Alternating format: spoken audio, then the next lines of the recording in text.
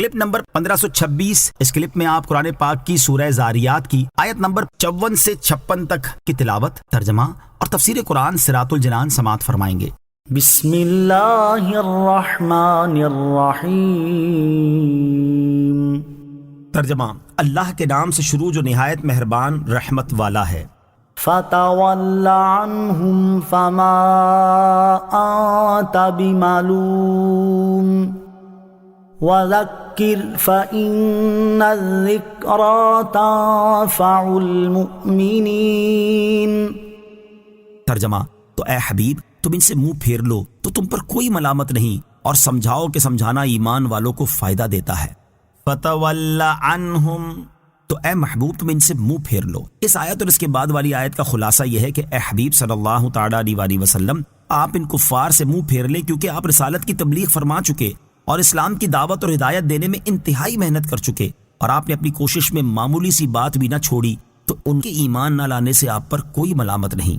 نیکی کی دعوت دینے اور برائی سے منع کرنے کے دو فوائد۔ آیت نمبر 55 سے معلوم ہوا کہ نیک کاموں کی ترغیب دیتے اور برے کاموں سے منع کرتے رہنا چاہیے۔ اس کا ایک فائدہ یہ ہے کہ جسے سمجھایا جائے اس کے بارے میں امید ہوتی ہے کہ وہ برے کام چھوڑ کر نیک کام کرنے لگے گا، اور دوسرا فائدہ یہ ہے کہ نیکی کی دعوت دینے اور برائی سے منع کرنے کی ذمہ داری پوری ہو جاتی ہے۔ سمجھانے اور نصیحت کرنے کے ان فوائد کو قرآن پاک میں ایک اور مقام پر اس طرح بیان کیا گیا ہے کہ وَإِذْ قَالَتْ أُمَّةٌ مِّنْهُمْ لِمَ تَعِظُونَ قَوْمًا اللَّهُ مُهْلِكُهُمْ أَوْ مُعَذِّبُهُمْ عَذَابًا شَدِيدًا قَالُوا مَعْذِرَةً إِلَىٰ رَبِّكُمْ وَلَعَلَّهُمْ يَتَّقُونَ۔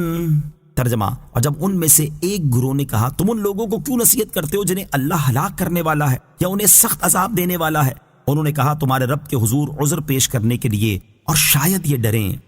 وما خلقت الجن والانس الا ليعبدون۔ ترجمہ، اور میں نے جن اور آدمی اسی لیے بنائے کہ میری عبادت کریں۔ وما خلقت الجن والانس الا ليعبدون، اور میں نے جن اور آدمی اسی لیے بنائے کہ میری عبادت کریں۔ ارشاد فرمایا کہ میں نے جنوں اور انسانوں کو صرف دنیا طلب کرنے اور اس طلب میں منہمک ہونے کے لیے پیدا نہیں کیا، بلکہ انہیں اس لیے بنایا ہے تاکہ وہ میری عبادت کریں اور انہیں میری معرفت حاصل ہو۔ جنوں اور انسانوں کی پیدائش کا اصل مقصد، اس آیت سے معلوم ہوا کہ انسانوں اور جنوں کو بیکار پیدا نہیں کیا گیا، بلکہ ان کی پیدائش کا اصل مقصد یہ ہے کہ وہ اللہ تعالیٰ کی عبادت کریں۔ ایک اور مقام پر اللہ تعالیٰ ارشاد فرماتا ہے أَفَحَسِبْتُمْ أَنَّمَا خَلَقْنَاكُمْ عَبَثًا وَأَنَّكُمْ إِلَيْنَا لَا تُرْجَعُونَ۔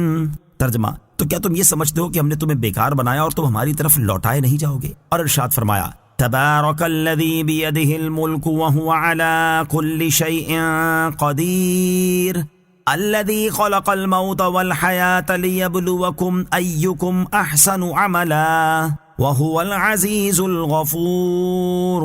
ترجمہ، بڑی برکت والا ہے وہ جس کے قبضے میں ساری بادشاہی ہے اور وہ ہر چیز پر قادر ہے، وہ جس نے موت اور زندگی کو پیدا کیا تاکہ تمہاری آزمائش کرے کہ تم میں کون اچھے عمل کرنے والا ہے، اور وہی عزت والا بخشش والا ہے۔ اور حضرت ابو ہریرہ رضی اللہ تعالیٰ عنہ سے روایت ہے، نبی کریم صلی اللہ تعالیٰ علیہ وآلہ وسلم نے ارشاد فرمایا، اللہ تعالیٰ ارشاد فرماتا ہے اے انسان تو میری عبادت کے لیے فارغ ہو جا، میں تیرا سینہ غنا سے بھر دوں گا اور تیری محتاجی کا دروازہ بند کر دوں گا، اور اگر تو ایسا نہیں کرے گا تو میں تیرے دونوں ہاتھ مصروفیات سے بھر دوں گا اور تیری محتاجی کا دروازہ بند نہیں کروں گا۔ اللہ تعالیٰ ہمیں اپنی پیدائش کے مقصد کو سمجھنے اور اس مقصد کے مطابق زندگی بسر کرنے کی توفیق عطا فرمائے۔